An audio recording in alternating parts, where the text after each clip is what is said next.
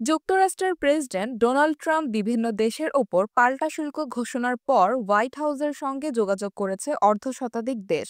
এই দেশগুলোর সঙ্গে শিগগির সমঝোতা আলোচনা শুরু করার কথা বলেছেন মার্কিন প্রেসিডেন্ট ডোনাল্ড ট্রাম্প। সোমবার নিজের মালিকানাধীন সামাজিক যোগাযোগ মাধ্যম ট্রুথ সোশ্যালে দেওয়া এক পোস্টে এসব কথা বলেছেন ট্রাম্প।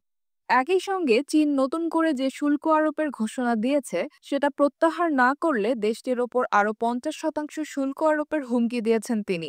ট্রুথ সোশ্যালে ট্রাম্প লেখেন, চীন যদি যুক্তরাষ্ট্রের ওপর আরোপ করা 34% শুল্ক প্রত্যাহার না করে তাহলে 9 এপ্রিল থেকে দেশটির ওপর অতিরিক্ত 50% শুল্ক আরোপ করা হবে। তার দাবির সঙ্গে বেইজিং যদি একমত না হয় তাহলে চীনের সঙ্গে পরিকল্পনায় থাকা সব আলোচনা বাতিল করা হবে।